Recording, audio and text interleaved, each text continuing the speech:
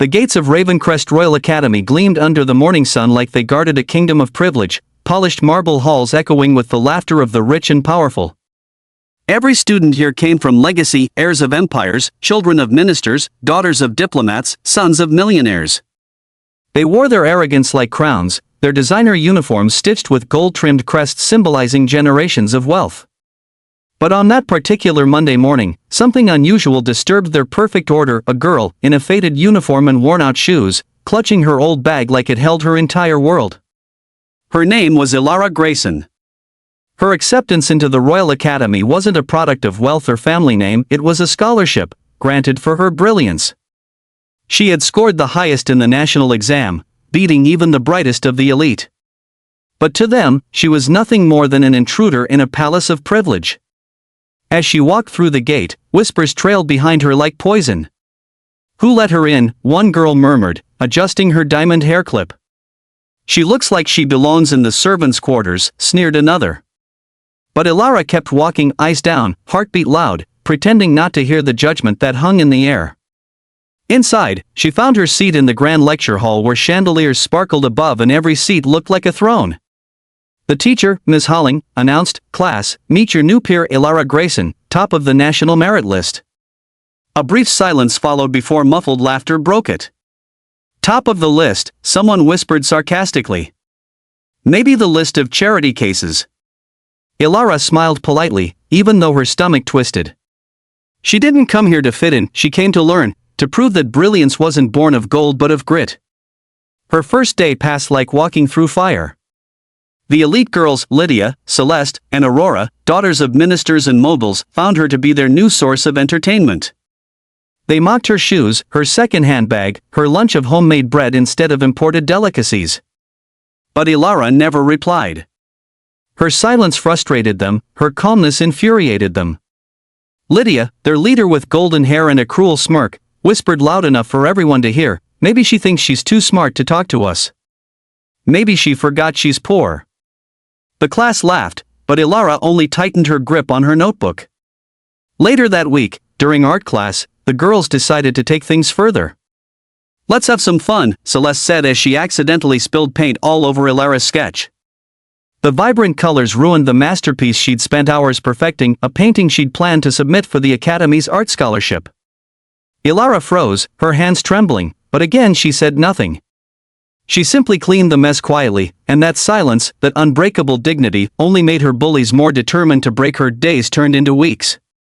Elara's brilliance shone brighter in every test, every assignment. Teachers adored her dedication. But the other students, the royal elite, despised her even more for it. Rumors began to spread.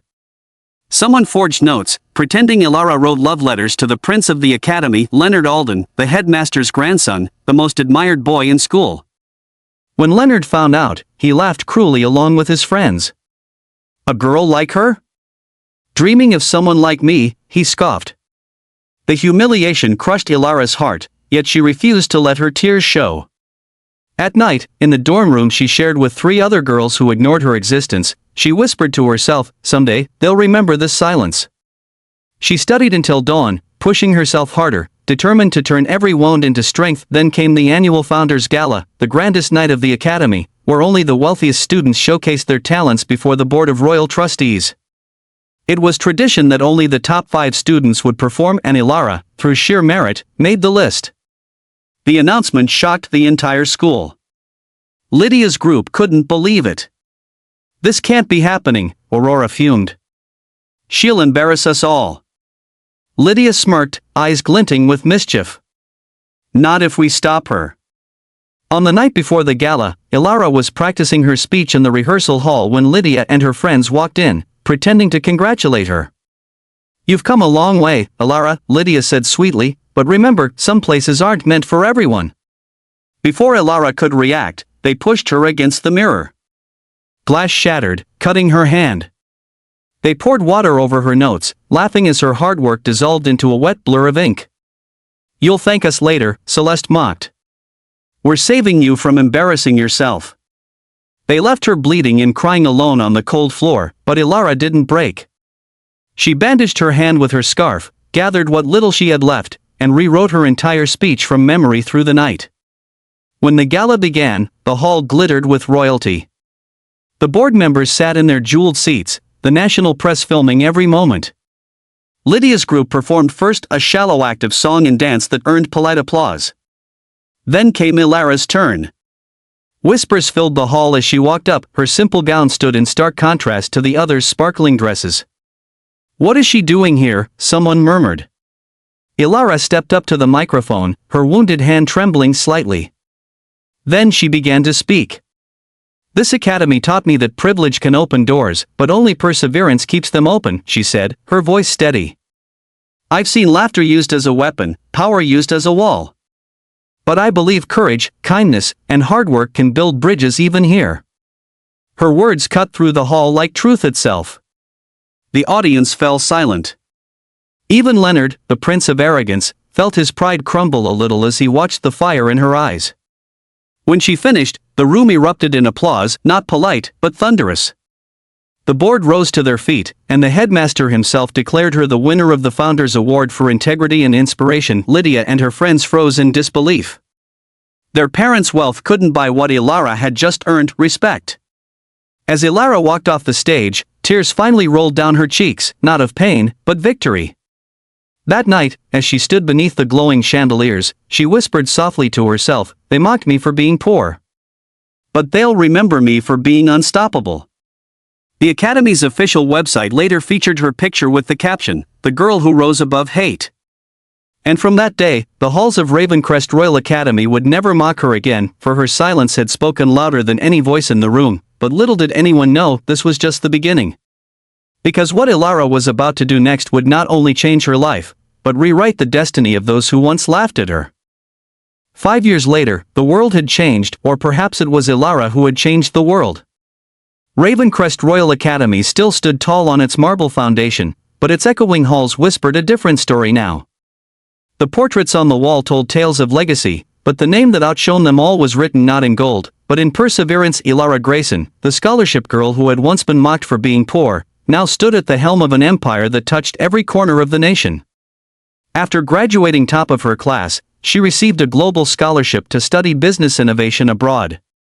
While the others flaunted designer handbags, Elara was building blueprints. Silent nights spent sketching ideas on recycled paper, visions that would someday reshape industries.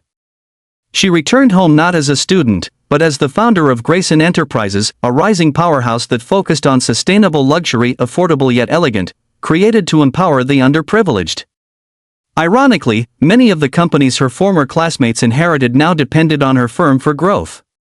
The same people who once looked down at her now waited for her call. Her first major project was bold. She purchased the struggling Alden Textiles, once owned by the family of none other than Leonard Alden, the Golden Prince who had laughed at her dreams.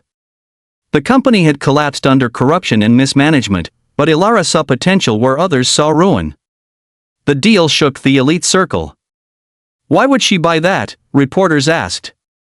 Her calm reply echoed across the media, "Because I believe in rebuilding what others break, just like I rebuilt myself." Overnight, her face became the symbol of resilience, her words turned into quotes on billboards, her story became the anthem of a generation that refused to bow to privilege. But deep inside, she hadn't forgotten Ravencrest, the palace of humiliation that had once tried to crush her spirit. When the Academy announced its centennial celebration gala, inviting all alumni to return and honor the legacy of success, Elara received her invitation wrapped in gold. The event was to be broadcast live, attended by royals, ministers, and global investors. She smiled as she read it, not out of pride, but poetic justice. The same halls that had once made her feel small would now see her rise higher than any crown could reach. The night of the gala arrived like destiny knocking on a familiar door. Cameras flashed, reporters lined the marble staircases, and luxury cars glided into the courtyard. Among the guests, the old royal trio Lydia, Celeste, and Aurora arrived in shimmering gowns, still glamorous but visibly tired, weighed down by the pressure of keeping up appearances. Their family fortunes had dwindled, their businesses had been quietly acquired by bigger firms, many of which were now subsidiaries of Greyson Enterprises. They didn't know that yet. When Elara stepped out of her car, the crowd gasped. She wore a simple yet elegant white gown, no diamonds, no gold, just confidence. The reporters swarmed around her. "Miss Greyson, how does it feel to be back?" one asked. She smiled gently. "It feels like coming home to show that pain can turn into purpose." Her poise silenced even the most cynical voices. Inside the ballroom, the headmaster took the stage, proudly announcing, "Tonight, we honor the past, celebrate the present, and embrace the future. And no name represents that better than our most distinguished alumna, Elara Greyson." The applause was thunderous, though in one corner, Lydia and her friends sat frozen. "Elara Greyson? That's her?" Aurora whispered, disbelief trembling in her voice. "Impossible," Celeste muttered. But it was real. The girl they had mocked now stood at the center of a world they could no longer reach. Elara took the stage, her calm smile masking the storm of memories. "I remember walking through these halls years ago," she began. "Back then, I didn't belong. At least, that's what I was told. I was too poor, too plain, too quiet. But I learned something: your worth isn't measured by what you wear or who your parents are. It's measured by what you build when no one believes in you." Every word resonated through the hall. The camera panned to faces frozen in awe: teachers, students, and the bullies who had once mocked her. Lydia's hands trembled slightly. For the first time, she couldn't hide behind arrogance. Elara continued, "Some mocked me for dreaming too high. But dreams, my friends, are meant to touch the sky. And now, I'm here to say thank you. Because without your laughter, I might never have found my strength." The audience erupted in applause once again. But Elara wasn't done. She turned toward the headmaster and said softly, "Tonight, I have one more announcement."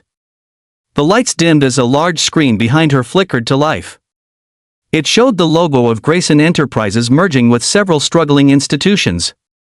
"As part of our initiative to support education and equal opportunity, Greyson Enterprises has officially acquired Ravencrest Royal Academy," she said, her tone calm yet commanding. Gasps filled the air. "From today, this academy will no longer be a place of privilege, but of purpose. Every year, 50 underprivileged students will study here for free, no discrimination, no mockery, only merit." The room fell silent. Even the cameras paused to capture the magnitude of the moment. Lydia's eyes widened in shock. "She owns this, now," she whispered. Elara's gaze met hers, not vengeful, but compassionate. "We all fall," Elara said gently, "but some of us learn to rise, and when we do, we lift others too." That line trended across social media within minutes. Hashtags like #Elara Greyson, #RiseAboveHate, and #FromMock to Mogul flooded every platform. The story became global. News anchors called her the silent queen of resilience. Even Leonard Alden, who had once mocked her for dreaming too high, came forward after the gala. "Elara," he said quietly, "I was wrong. You were never beneath us, you were always beyond us." She smiled faintly. "We all learn our lessons, Leonard. Some sooner, some later. I just hope you use yours to help someone else next time." She walked away, leaving him speechless, her presence radiant yet grounded. Later that night, when the crowd had left and the chandeliers dimmed, Elara stood alone in the courtyard, the same spot where she had once walked in as a scared scholarship girl. The wind whispered through the old oak trees, carrying echoes of laughter long gone. She closed her eyes and smiled. "I didn't destroy them," she whispered to herself, "I changed what destroyed me." A single tear fell, not of pain, but of peace. She turned and looked at the grand entrance of her academy, now bearing a new name, Ravencrest Institute of Empowerment, a Greyson Foundation School. Her vision had come full circle. As the screen fades, the narrator's voice could say, "They mocked her for being poor, but she taught the world what true royalty looks like, the royalty of heart, courage, and forgiveness."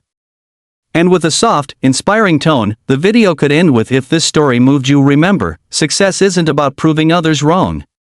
It's about proving yourself right." Subscribe now, because more stories of courage like Elara's are coming, and maybe, the next one will be yours.